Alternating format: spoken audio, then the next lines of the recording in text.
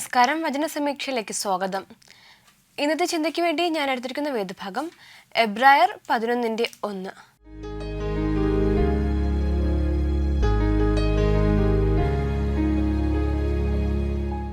വിശ്വാസം എന്നത് ആശിക്കുന്നതിൻ്റെ ഉറപ്പും കാണാത്ത കാര്യങ്ങളുടെ നിശ്ചയവും ആകുന്നു. ഈ വാക്യത്തിൽ പറയുന്നത് വിശ്വാസത്തെക്കുറിച്ചാണ്. നമുക്ക് എല്ലാവർക്കും സുപരിചിതമായ ഒരു വാക്യമാണ് ഈ വാക്യം.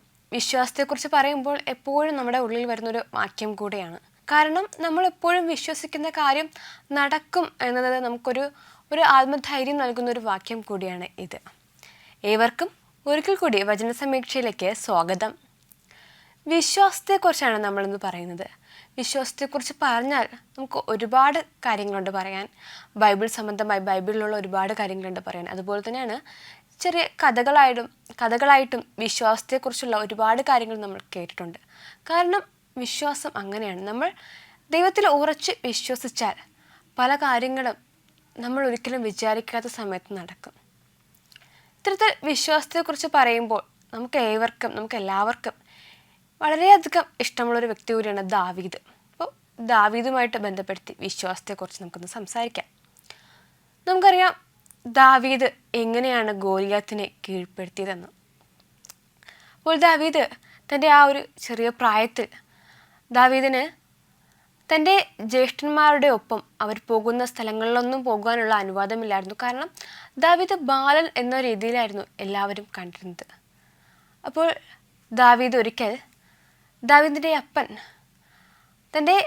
ദാവീദിൻ്റെ സഹോദരന്മാർക്കുള്ള അവർ ഒരു യുദ്ധത്തിന് വേണ്ടി ഒരു സ്ഥലത്തായിരിക്കുകയാണ്. അവിടേക്ക് ഭക്ഷണം ദാവീദിൻ്റെ കയ്യിൽ കൊടുത്ത് ദാവീദിനെ അവിടേക്ക് അയക്കുകയാണ്. അപ്പോൾ ദാവീദ് വളരെ ദൂരം നടന്ന് അവിടെ എത്തിയപ്പോൾ ഒരുപാട് ലേറ്റായി. അപ്പോൾ ദാവീദിനെ കണ്ടപ്പോൾ ദാവീദിൻ്റെ ജ്യേഷ്ഠന്മാരെല്ലാം വളരെയധികം ശകാരിക്കുകയാണ് ചെയ്തത്. കാരണം ഇത് ഒരു ദുർഘടം പിടിച്ച സ്ഥലമാണ്, വളരെയധികം ഇങ്ങോട്ടാരും വരത്തില്ല, നീ എന്തിനാ ഇത്രയും രാത്രിയായ ഈ സമയത്ത് ഇവിടേക്ക് വന്നതെന്ന് പറഞ്ഞ് ദാവീദിൻ്റെ ജ്യേഷ്ഠന്മാർ എല്ലാവരും ദാവീദിന് ഒരുപാട് വഴക്ക് പറയുകയാണ്.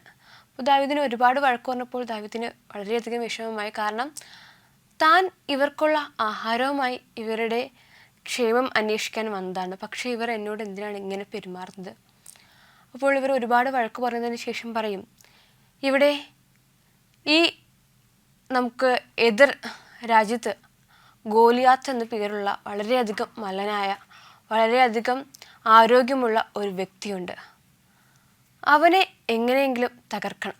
അതിനുവേണ്ടി രാജാവ് ഏൽപ്പിച്ചിരിക്കുകയാണ്. പക്ഷേ ഞങ്ങളെ ആരെക്കൊണ്ടും അയാളെ തകർക്കുവാനോ അയാളെ കൊല്ലുവാനോ ഒന്നിനും സാധിക്കുന്നില്ല. അയാളെ കൊന്നാൽ രാജാവ് പ്രതിഫലമായി എന്തെങ്കിലും തരും. ഞങ്ങൾ പട്ടാളക്കാരെല്ലാവരും വളരെയധികം ശ്രമിക്കുന്നുണ്ട്, പക്ഷേ കഴിയുന്നില്ലെന്ന് ദാവീദിനോട് പറയുന്നുണ്ട്. അപ്പോൾ ദാവീദ് മനസ്സിൽ ചിന്തിച്ചു, തനിക്ക് അത് സാധിച്ചാലോ, ആ ഗോലിയാത്ത് എന്ന് പറയുന്ന ആ വ്യക്തിയെ തനിക്ക് ചിലപ്പോൾ കൊല്ലുവാൻ സാധിക്കുമായിരിക്കുമെന്ന് ചിന്തിച്ചു. ഇതിനുശേഷം ദാവീദ് നേരെ രാജാവിൻ്റെ അടുക്കിലേക്ക് പോകുന്നുണ്ട്. നമുക്കൊരു കോൾ വരുന്നുണ്ട്, ആരാണെന്ന് നോക്കാം. ഹലോ, വചന സമീക്ഷയിലേക്ക് സ്വാഗതം. ആരാണ്? ഹലോ,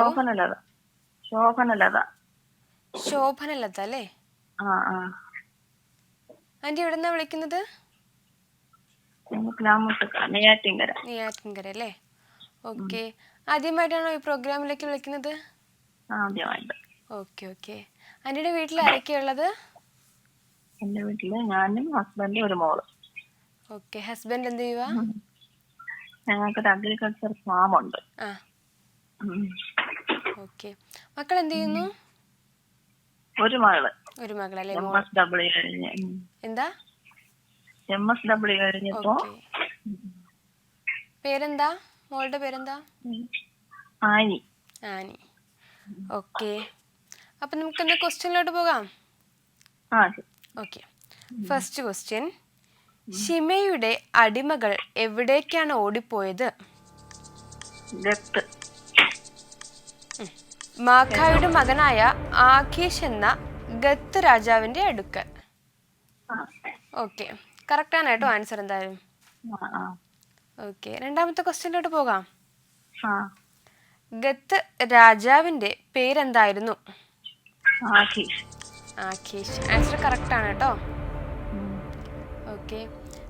ആൻറ്റി പാട്ട് പാടാറുണ്ടോ? പാടും. ആ, എന്നാലും ഒരു 4 വരി പാടാമോ?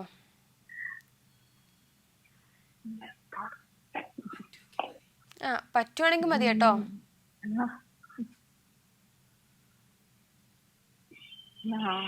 എത്ര 4 വരിയാ? ആ,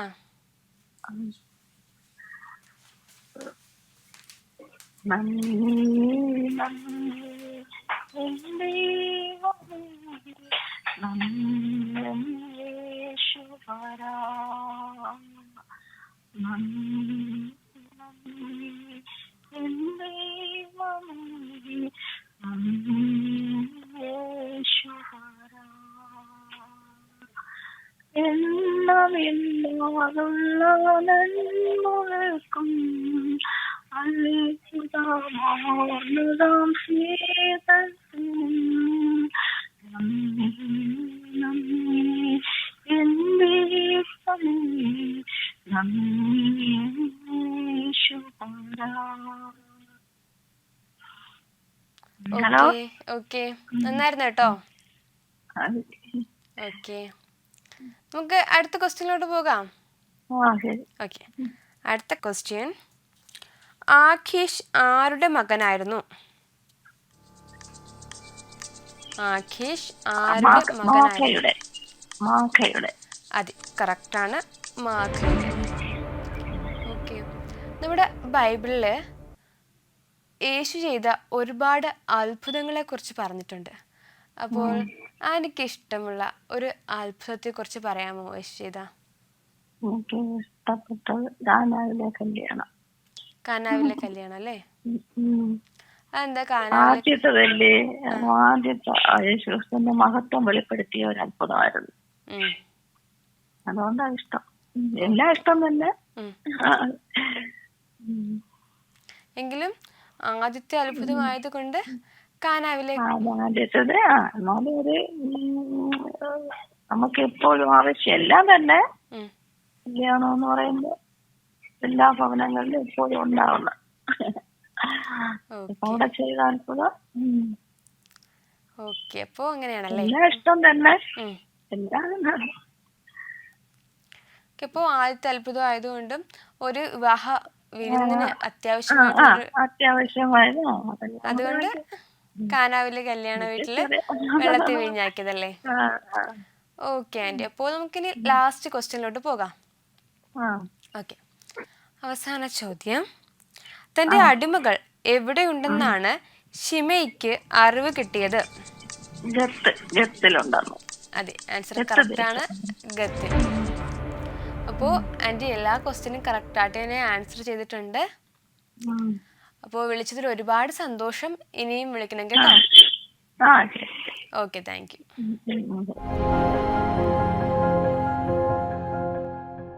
ശോഭനലത ആൻറ്റിയാണ് ഇപ്പോൾ വിളിച്ചത്. എല്ലാ ക്വസ്റ്റ്യനും കറക്റ്റായിട്ട് തന്നെ ആൻസർ ചെയ്തു. നല്ലൊരു പാട്ട് പാടി, കുറച്ച് സംസാരിച്ചു. അപ്പോൾ നല്ലൊരു കോളായിരുന്നു. ഞാൻ പറഞ്ഞു വന്നത് ദാവീദിനെ കുറിച്ചാണ്. അപ്പോൾ ദാവീദിനോട് എല്ലാവരും പറയുന്നുണ്ട്, ഈ ഗോലിയാത്തിന് 9 അടിയോളം നീളമുണ്ട്, പിന്നെ ആരെയും അവനെ തോൽപ്പിക്കാൻ പറ്റില്ല, അത്രയും ഭാരമുള്ള വ്യക്തിയാണ്, അത്രയും ആരോഗ്യമുള്ള വ്യക്തിയാണ്. അങ്ങനെ ദാവീദിനെ കുറിച്ച് ഒരുപാട് ഉയർത്തി പറയുക, വളരെയധികം ഭയപ്പെടുന്ന രീതിയിലാണ് ഈ ദാവീദിനോട് ബാക്കിയുള്ള എല്ലാവരും ഈ ഗോലിയാത്തിനെ കുറിച്ച് വിവരിച്ചത്. പക്ഷെ ദാവീദ് ഇതൊന്നും കേട്ടിട്ട് ഭയപ്പെട്ടില്ല. ദാവീദ് ഒരു സന്ധ്യയായപ്പോൾ നേരെ രാജാവിൻ്റെ അടുക്കിലേക്ക് പോയി. എന്നിട്ട് പറഞ്ഞു, ഈ ഗോലിയാത്തിനെ ഞാൻ തോൽപ്പിക്കാം, എനിക്കതിന് കഴിയുമെന്ന്. അപ്പോൾ പെട്ടെന്ന് രാജാവ്, ഈ ചെറിയൊരു കുട്ടിക്കോ, വളരെ ഇത്രയും ഇതിനേക്കാളും മല്ലനായ ഒരുപാട് പേര് ഇവിടെയുണ്ട്, അവരെ കൊണ്ടൊന്നും ഈ ഗോലിയാത്തിനെ തോൽപ്പിക്കാൻ കഴിഞ്ഞില്ല. ഈ ചെറിയൊരു കുട്ടിക്ക്, ഇയാൾക്ക് എങ്ങനെ ആ ഗോലിയാത്തിനെ തോൽപ്പിക്കാൻ കഴിയും? അവൻ എത്രത്തോളം ഭീമനാണ്, അവൻ എത്രത്തോളം ശക്തിമാനാണ് എന്നൊക്കെ ഈ രാജാവ് വിചാരിക്കുന്നുണ്ട്. പക്ഷേ ദാവീദ് ഉറച്ചു പറയുന്നുണ്ട്, എനിക്ക് ഗോലിയാത്തിനെ തോൽപ്പിക്കാൻ കഴിയുമെന്ന്. അപ്പോൾ രാജാവ് പറഞ്ഞു, എന്തായാലും നിന്റെ വിശ്വാസമല്ലേ, അങ്ങനെ തന്നെ ആവട്ടെ എന്ന് പറഞ്ഞിട്ട് പിറ്റേന്ന് ഗോലിയാത്തുമായിട്ടുള്ള യുദ്ധത്തിന് ഓക്കെ പറയുന്നുണ്ട്. പിറ്റേന്ന് രാവിലെ ആകുന്നുണ്ട്. ദാവീദ് ഗോലിയാത്തിനെ എങ്ങനെയും തോൽപ്പിക്കണം എന്ന ഉറച്ച വിശ്വാസത്തിൽ മുന്നോട്ട് നിൽക്കുകയാണ്. എപ്പോഴും ദാവീദിൻ്റെ കൂടെ നമുക്കറിയാം എപ്പോഴും ഒരു കവണ കാണും. ആ കവണ എപ്പോഴും ദാവീദിൻ്റെ കൈകളിലുള്ളത് ദാവീദിനൊരു ഉറപ്പും വിശ്വാസമാണ്. ആ ഒരു വിശ്വാസത്തിലാണ് ഗോലിയാത്തിനെ തോൽപ്പിക്കാൻ കഴിയും എന്ന് എല്ലാവരോടും ദാവീദ് പറയുന്നത്. ദാവീദ് നേരെ യുദ്ധത്തിന് വേണ്ടി പുറപ്പെടുകയാണ്. ഗോലിയാത്തിനെ തകർക്കണം എന്ന വിശ്വാസത്താൽ മുന്നോട്ട് പോവുകയാണ്. നമുക്കൊരു കോൾ വരുന്നുണ്ട്, ആരാണെന്ന് നോക്കാം. ഹലോ, വചന സമീക്ഷയിലേക്ക് സ്വാഗതം. ആരാണ്? ഞാൻ Susan Kurian. Susan Kurian. Aunty എവിടെ നിന്നാണ് വിളിക്കുന്നത്? ഞാൻ തിരുവനന്തപുരത്ത്. തിരുവനന്തപുരം. Okay okay. ആൻറ്റിയുടെ വീട്ടിൽ ആരൊക്കെയാ ഉള്ളത്? എന്റെ ഹസ്ബൻഡുണ്ട്. ഹലോ. ഹസ്ബൻഡും ഞാനും മാത്രം. ഹസ്ബൻഡും ആൻറ്റിയും മാത്രം. Okay okay aunty. അപ്പോൾ നമുക്ക് എന്താ ക്വസ്റ്റ്യനിലോട്ട് പോകാം? കിടക്കാം. ഓക്കെ. First question. തൻ്റെ അടിമകൾ ഗത്തിൽ ഉണ്ടെന്ന് അറിവ് കിട്ടിയ ശിമയി എന്താണ് ചെയ്തത്? ഉടനെ കഴുതയ്ക്ക് കോപ്പിട്ട് കിദ്രോൻ കടവ് കടന്ന് ആഖീഷിൽ ചെന്നു, ഗത്തിൽ ചെന്ന് അടിമകളെ പിടിച്ചോണ്ട് തിരിച്ചു വന്നു. ഓക്കെ ആൻറ്റി, ആൻസർ കറക്റ്റാണ്. ഗത്ത് ആഖീഷിന്റെ അടുക്കൽ പോയി അടിമകളെ മടക്കി കൊണ്ടുവന്നു. ഓക്കെ. അപ്പോൾ ആൻറ്റി പാട്ട് പാടുമോ? പാട്ട് പാടും. ഇപ്പോൾ ഒരു പാട്ട് പാടാമോ? ഏതെങ്കിലും ഒരു 4 വരി. നന്ദിയാൽ എന്നുള്ളം തിങ്ങുകയാൽ സ്തോത്രത്തിൻ പല്ലവി പാടിയിടും ഞാൻ, എണ്ണമില്ലാത്തവ നന്മകൾക്കായി എണ്ണി എണ്ണി സ്തുതി പാടിയിടും ഞാൻ. ഹല്ലേലൂയ പാടിയിടും ഞാൻ യേശുവിന്റെ. മതി മതി. Okay aunty. Okay okay aunty, നന്നായിട്ട് പാടിയിട്ടുണ്ട് കേട്ടോ. അയ്യോ, ഞാൻ തൊണ്ടയെല്ലാം അടച്ചിരിക്കുക. അപ്പോൾ നന്നായിട്ട് പാടിയിട്ടുണ്ട്, എനിക്കിഷ്ടമായി. നമുക്ക് അടുത്ത ക്വസ്റ്റ്യനിലോട്ട് പോകാം. ശരി. ഓക്കെ. അടുത്ത ക്വസ്റ്റ്യൻ. നീ യഹോവയോടുള്ള സത്യവും ഞാൻ നിന്നോട് കൽപ്പിച്ച കൽപ്പനയും അനുസരിക്കാതിരുന്നതെന്ത് എന്ന് ആരോടാണ് പറഞ്ഞത്? ശലോമോൻ ഇവനോട്. ശിമയിയോട്. അതെ അതെ അതെ, കറക്റ്റാണ്. ശലോമോൻ ശിമയിയോട്. അതെ, ആൻസർ കറക്റ്റാണ് ആൻറ്റി. അപ്പോൾ നമുക്ക് മൂന്നാമത്തെ ക്വസ്റ്റ്യനിലോട്ട് പോകാം. പിന്നെന്താ? മൂന്നാമത്തെ ക്വസ്റ്റ്യൻ. യഹോവ ശിമയിയുടെ ദോഷം ആരുടെ മേൽ വരുത്തും? യഹോവ ശിമയിയുടെ ദോഷം ആരുടെ മേൽ വരുത്തും? അവന്റെ സന്തതികളുടെ മേൽ. അവന്റെ സന്തതികളാണ്. അവന്റെ സന്തതികളുടെ മേൽ, അവന്റെ തലമേൽ അല്ലേ? അവന്റെ തലമുറ മേൽ. അതെ അതെ, അവന്റെ തലമേൽ തന്നെ. ആൻസർ കറക്റ്റ് ആണ് കേട്ടോ എന്തായാലും. Okay aunty. ആൻറ്റി, നമ്മുടെ ബൈബിളിൽ ഒരുപാട് വ്യക്തികളെ കുറിച്ച് പറയുന്നുണ്ട്. അപ്പോൾ ആൻറ്റിക്ക് ഇഷ്ടപ്പെട്ട ഒരു സ്ത്രീ കഥാപാത്രത്തെ കുറിച്ച് പറയാമോ? എനിക്ക് ഏറ്റവും ഇഷ്ട സ്ത്രീ കഥാപാത്രം റൂത്തിനെ ഇഷ്ടപ്പെടാനുള്ള കാരണം എന്താ? അവൾ അവിടെ അമ്മായിമ്മയോട് പറ്റിയിരുന്നു. അമ്മായിമ്മയുടെ ദൈവം മതി, എനിക്ക് മതി എന്ന് പറയുന്നു. അപ്പൊ അമ്മായിയമ്മയെ എങ്ങനെ, എന്റെ ഭർത്താവ് മരിച്ചെങ്കിലും അമ്മായിയമ്മയോട് പറ്റി നിന്ന് അമ്മായിയമ്മയുടെ വാർദ്ധക്യത്തിലെ മുഴുവൻ അവളെ കരുതി പോയി ബോവസിന്റെ വയലിൽ പോയി എല്ലാം എടുത്തോണ്ട് വന്ന് അമ്മായിക്ക് എല്ലാം കൊടുത്തു. പിന്നെ അമ്മായിയമ്മ ബോവസിന്റെ ഒരു കുഞ്ഞിന്റെ അമ്മയാകാനും സാധിച്ചു. അങ്ങനെ നവമി പറയുന്നത് എന്റെ മടിയിൽ അവൾ പ്രസവിച്ചെന്നാ പറയുന്നത്. അത്രയ്ക്ക് എനിക്ക് ഇഷ്ടപ്പെട്ടു അവളെ. അതുകൊണ്ടാണല്ലേ രൂത്തിനെ ഇഷ്ടം? അതെ. ഓക്കെ ആൻറ്റി, നമുക്ക് അവസാന ക്വസ്റ്റ്യനിലോട്ട് പോകാം. ശരി. ഓക്കെ. അവസാന ക്വസ്റ്റ്യൻ. ശിമയ്ക്ക് ലഭിച്ച ശിക്ഷ എന്തായിരുന്നു? ബെനായാവ് ചെന്നവനെ വെട്ടിക്കൊന്നു. അതെ. അതായത് വധശിക്ഷ അല്ലേ? വധശിക്ഷ. അതെ, ആൻസർ കറക്റ്റ് ആണ്, വധശിക്ഷ. ഓക്കെ ആൻറ്റി, 4 ക്വസ്റ്റ്യൻ കഴിഞ്ഞിട്ടുണ്ട്. 4 ക്വസ്റ്റ്യനും ആൻറ്റി കറക്റ്റായിട്ട് തന്നെ ആൻസർ ചെയ്തിട്ടുണ്ട് കേട്ടോ. Okay okay, thank U. ശരി. സൂസൻ ആൻറ്റിയാണ് ഇപ്പോൾ വിളിച്ചത്. ആൻറ്റി എല്ലാ ക്വസ്റ്റ്യനും കറക്റ്റായിട്ട് തന്നെ ആൻസർ ചെയ്തിട്ടുണ്ടായിരുന്നു. നല്ലൊരു കോളായിരുന്നു. അപ്പോൾ ഞാൻ ഗോലിയാത്തിനെയും ദാവീദിനെയും കുറിച്ചാണ് പറഞ്ഞു വന്നത്. പിറ്റേ ദിവസം പ്രഭാതമായി രാവിലെ തന്നെ ദാവീദ് ആ ഗോലിയാത്തിനെ തകർക്കണം എന്ന പൂർണ്ണ വിശ്വാസത്തോടു കൂടി, പൂർണ്ണ ഒരു ഉറപ്പോടു കൂടി അവിടെ നിന്നും ഇറങ്ങുകയാണ്. നേരെ ഒരു തോട്ടിലേക്കാണ് ഈ ദാവീദ് പോയത്. അവിടെ നിന്നും ആ തോട്ടിൽ ഒരുപാട് കല്ലുകളുണ്ട്. ആ കൂട്ടത്തിൽ ഏറ്റവും മിനുസമുള്ള ഒരു കല്ല് ദാവീദ് കയ്യിലെടുത്തു. അപ്പോഴേക്കും ഗോലിയാത്തും യുദ്ധത്തിന് വേണ്ടി തനിക്കെതിരെ വരുന്ന ആരാണോ അവരെ തകർക്കുക എന്ന പൂർണ്ണ വിശ്വാസത്താൽ ഒരുങ്ങിക്കഴിഞ്ഞിരിക്കുകയാണ്.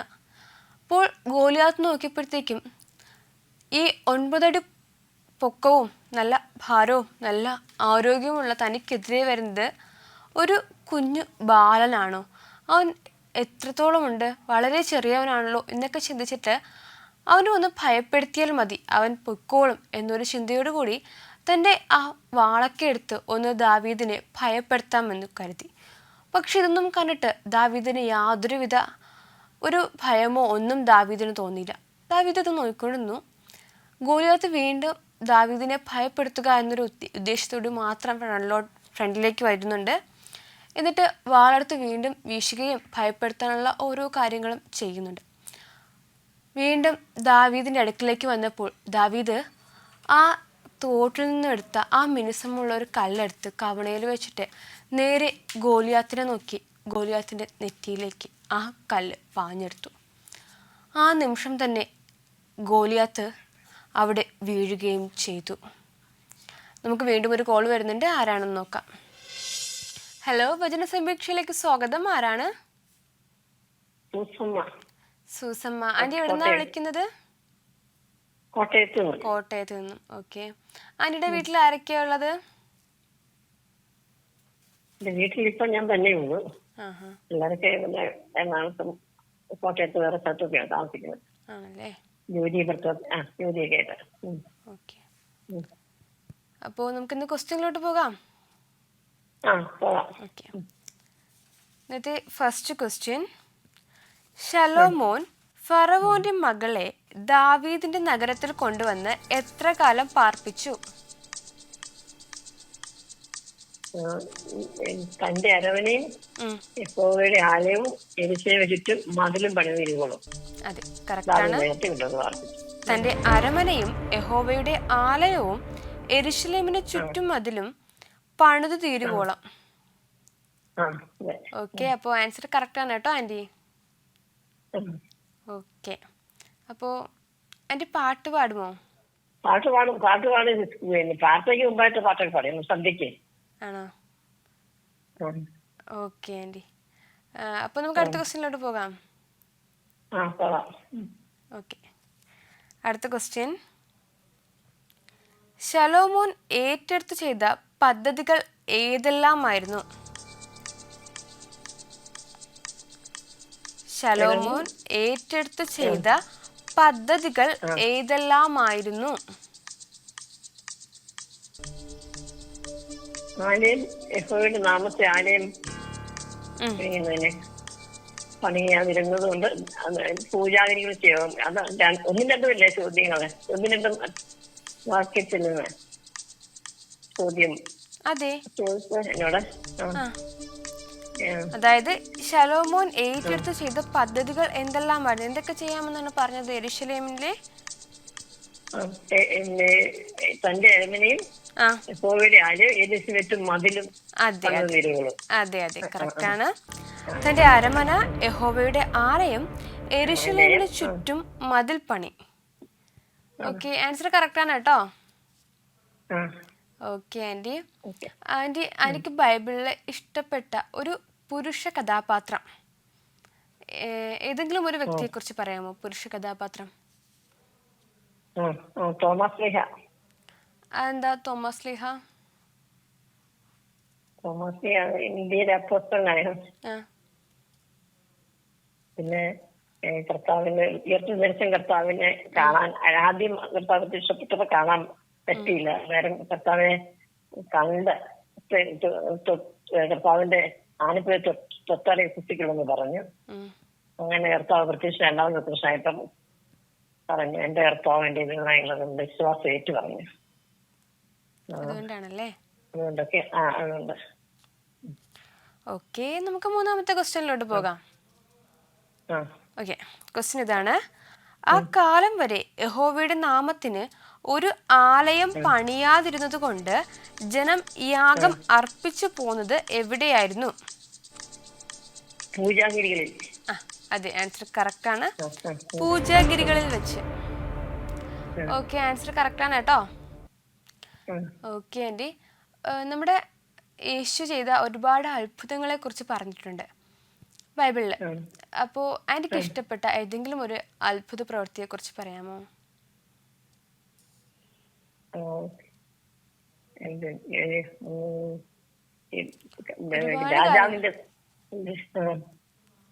രാജാവിന്റെ കൃത്യൻ മകനെ സുഖപ്പെടുത്തിയത്.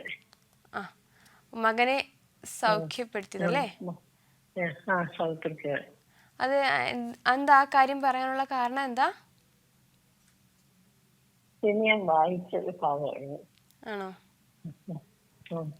ഓക്കെ, നമുക്ക് അവസാന ക്വസ്റ്റ്യനിലോട്ട് പോകാം.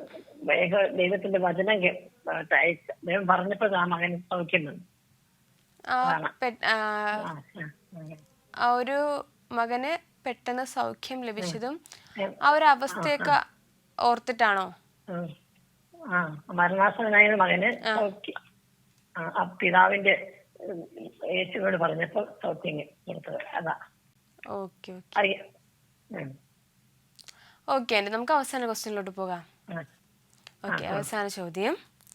ഫറവോന്റെ മകളെ ശലോമോൻ എവിടെയാണ് പാർപ്പിച്ചത്? ദാവീദിന്റെ നഗരത്തിൽ. അതെ, കറക്റ്റ് ആണ്.